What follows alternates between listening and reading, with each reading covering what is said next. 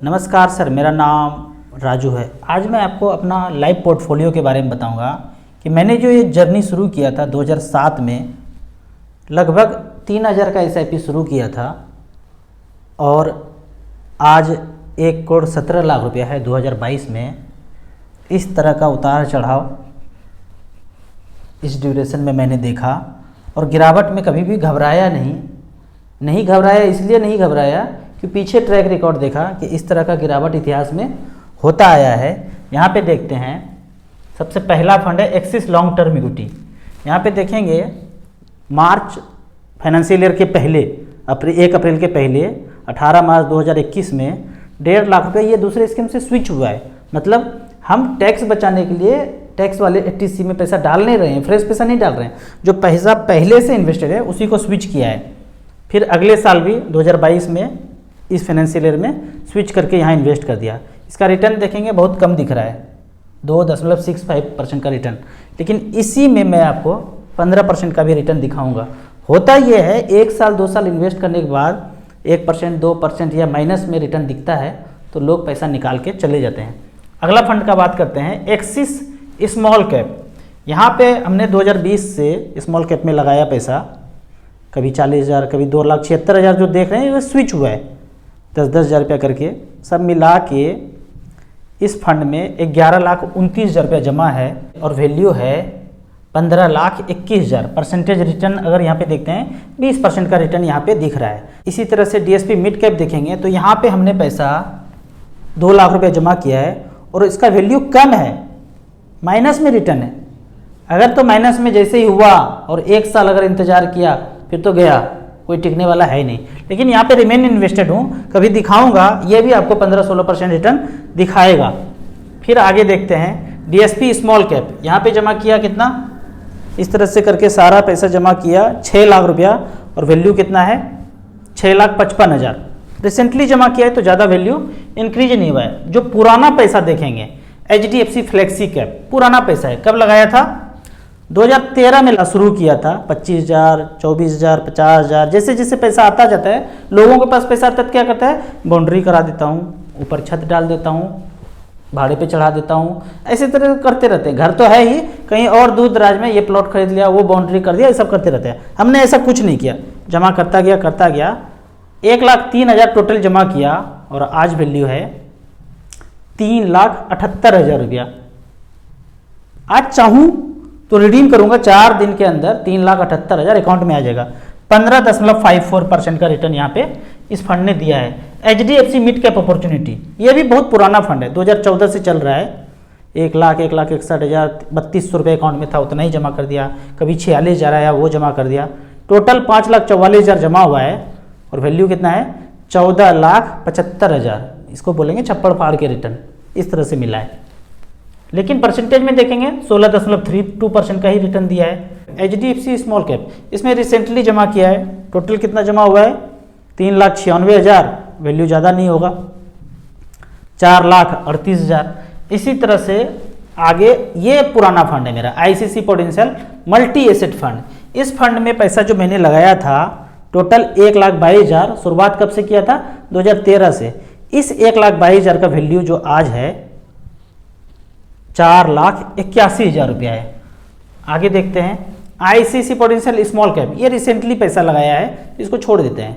ICC value discovery, बहुत पुराना fund, 2014 से लेके 8 साल बीत गया। 3,03,000 जमा हुआ है और मात्र 14.9% के रेट से ये बढ़ के पैसा हो गया है 9,75,000। जमा कितना किया था 3,03,000। निपॉन ग्रोथ फंड, सबसे पहला फंड जो मैंने 3,000 का शुरुआत किया था। ये शुरुआत किया था मैंने 11 मई 2010 में, जब हमारे बच्चे का जन्म हुआ था। 3,000 का SIP चला रहा हूँ, चलता गया चलता रहा है, आज भी चल रहा है, अकाउंट से कट जाता है। हर 28 तारीख को ICICI बैंक से हमारा पैसा ये कट जाता है। कितना जमा किया हूँ टोटल देखते हैं, 2010 से लेके 2022 तक 12 साल बीत गया।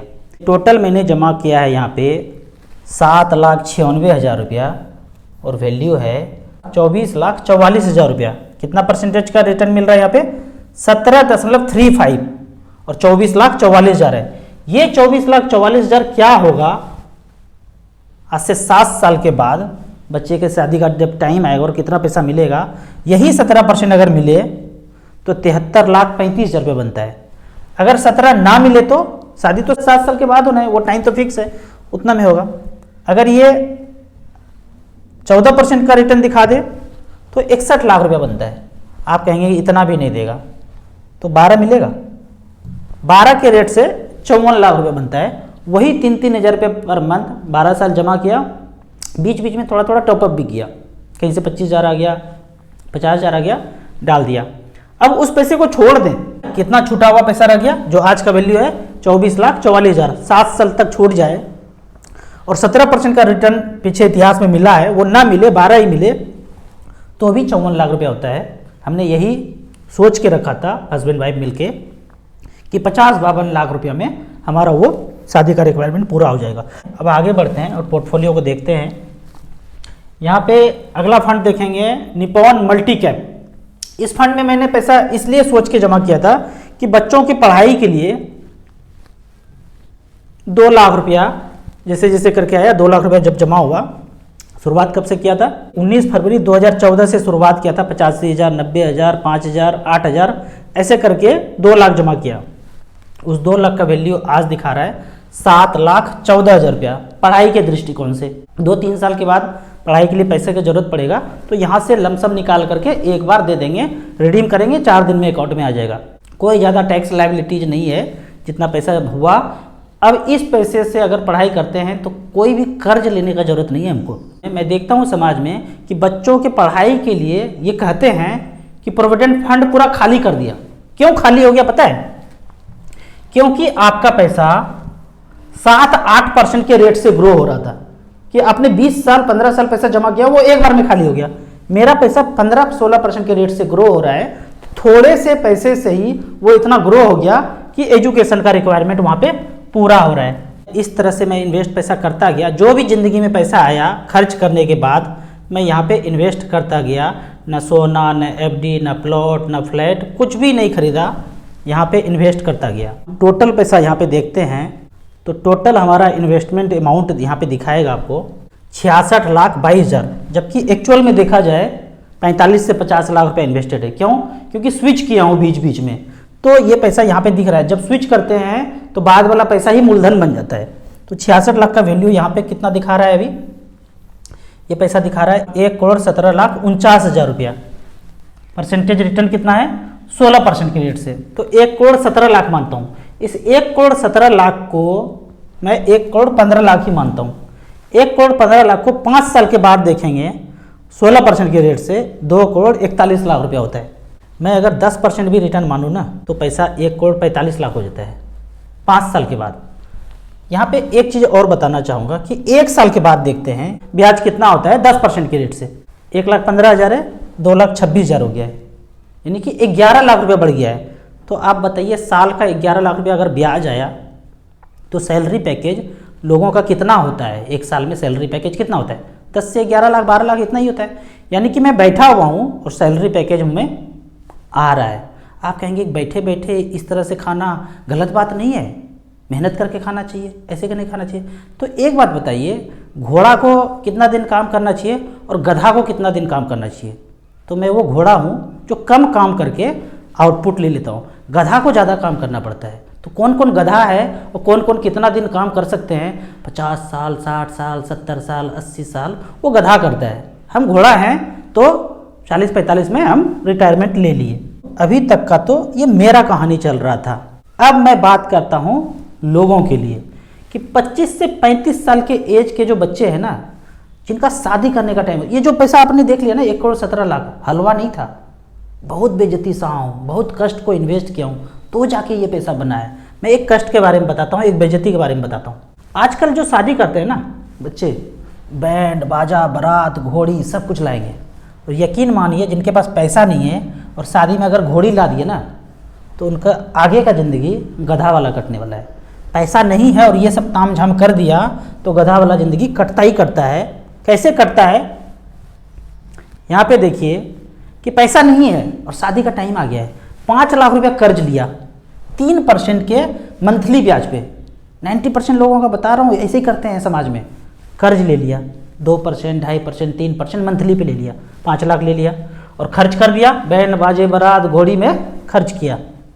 अब जो ब्याज उनको देना पड़ेगा ना, शादी के 1 सप्ताह के बाद अगला जो 1 तारीख आएगा ना वाइफ के साथ जो बीतने वाला है, अब 15,000 रुपया मंथली ब्याज देना है। तो ऐसे लड़के ना जो इस तरह से शादी करते हैं ना धूमधाम से, रात में सोने के पहले 2 पैक लगाते हैं, क्योंकि खोपड़ी काम नहीं करता है। और ये ज़िंदगी जो ना पूरा मेरा बिना ये सब किए हुए गुजरा, क्योंकि दिमाग में कोई हलचल नहीं है, खोपड़ी में कुछ हलचल नहीं है, शांत है, क्योंकि इधर उधर का पंगाबाजी किया ही नहीं। तो आप कहेंगे कि फिर बताइए आपने कैसे किया। मेरे अकाउंट में जब मैं शादी कर रहा था ना, मेरे अकाउंट में मात्र 50,000 रुपया था। उस 50,000 में से 40,000 रुपया सिर्फ खाने में खर्च किया। यकीन मानिए, एक चीज़ सेंटेंस याद रखिए, किसी को कुछ याद नहीं रहता है आपकी शादी में क्या हुआ।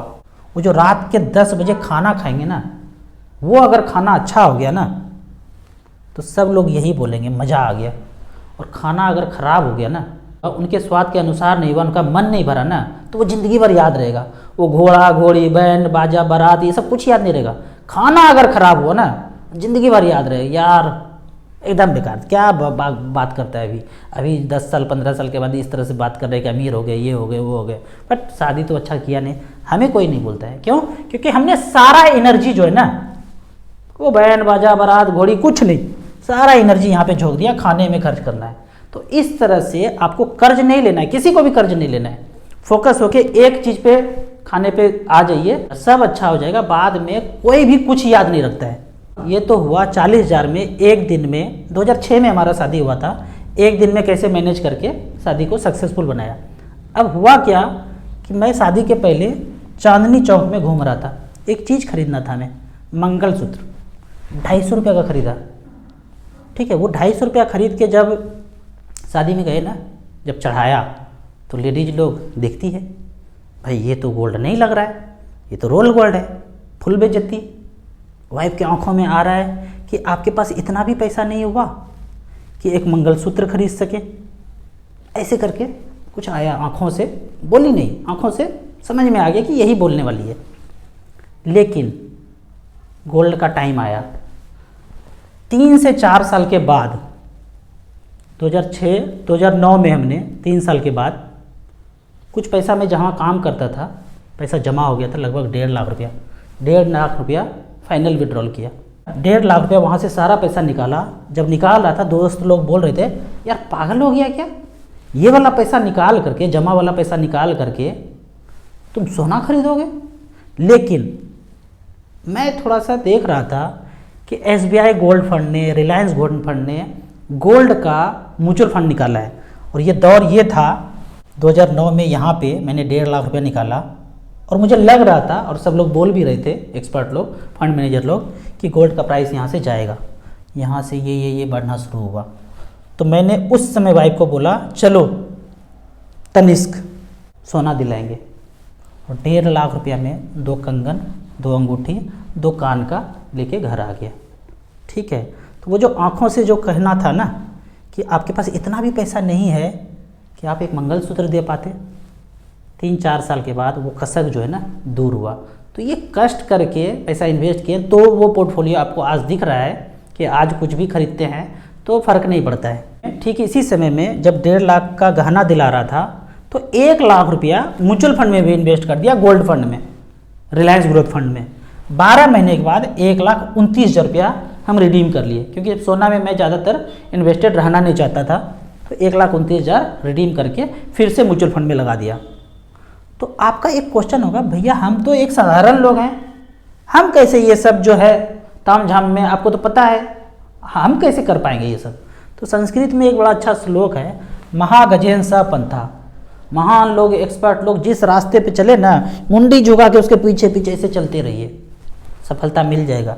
आदरणीय राकेश झुनझुनवाला को आज से 14-15 साल पहले सुना था, एक गोल्डन सेंटेंस उनके मुख से निकला था कि इसमें कोई बुराई नहीं है कि 20 से 25 साल रेंट पे रहिए और अपने बचे हुए पैसे को इक्विटी असाइनमेंट में इन्वेस्ट करते रहिए। इस तरह से इन्वेस्ट करते करते जब फाइनेंशियल फ्रीडम मिल जाएगा, जब आपके पास इतना पैसा हो जाए कि 10% 15% फेंकने से कार हो जाए, 10% 15% फेंकने से घर हो जाए, तब ऐसा कीजिए। नहीं करेंगे तो समझ लीजिए एक अर्थ का स्वरूप है जो पैसे का है ना, जो एनर्जी है, पैसा है, पैसे का स्वरूप रहा है। पहले इतिहास में देखेंगे, कभी अन्न जिसके पास बहुत ज़्यादा हुआ करता था वो अमीर माना जाता था। कभी ज़मीन जिसके पास सबसे ज़्यादा होता था वही अमीर माना जाता था, ज़मींदार लोग। कभी एक दौर आया कि गोल्ड जिसके पास है, सोना जिसके पास सबसे ज़्यादा है वही अमीर माना जाएगा। लेकिन अब धीरे धीरे धीरे धीरे ना प्रकृति में, जो संसार में नियम बदलते रहता है।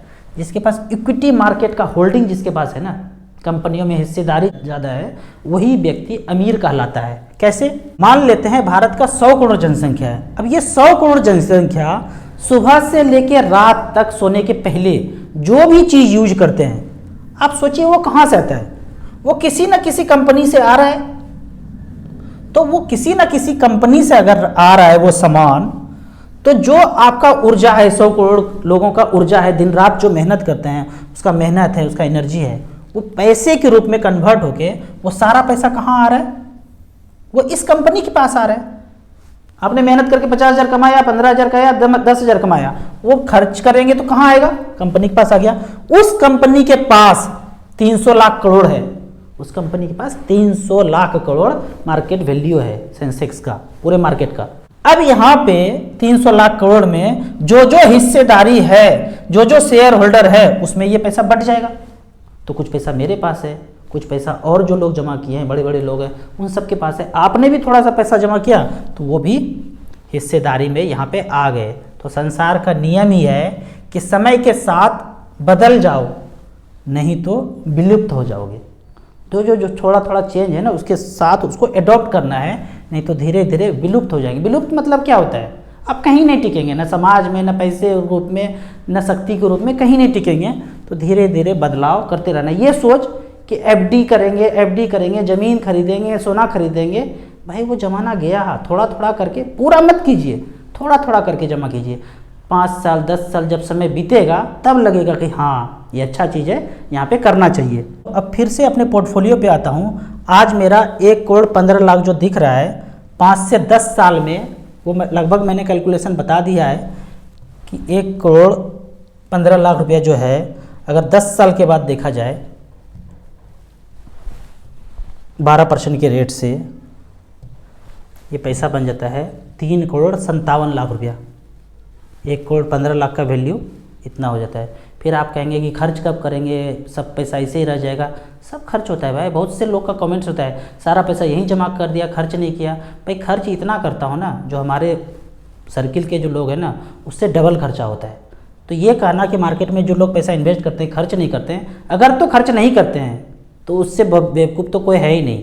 अगर यहाँ पे पैसा बनाया है तो पैसा का पहाड़ नहीं बनाना है, उसको खर्च भी करना है। आपको इसी तरह म्यूचुअल फंड के बारे में और कुछ जानना है, इन्वेस्टमेंट के बारे में जानना है, तो इस नंबर पे व्हाट्सअप कर सकते हैं। वीडियो अच्छा लगे तो लाइक ज़रूर कीजिए। आप म्यूचुअल फंड में इन्वेस्ट करना चाहते हैं तो दिए हुए ऐप में रजिस्ट्रेशन करने के बाद हमसे डायरेक्टली जुड़ सकते हैं।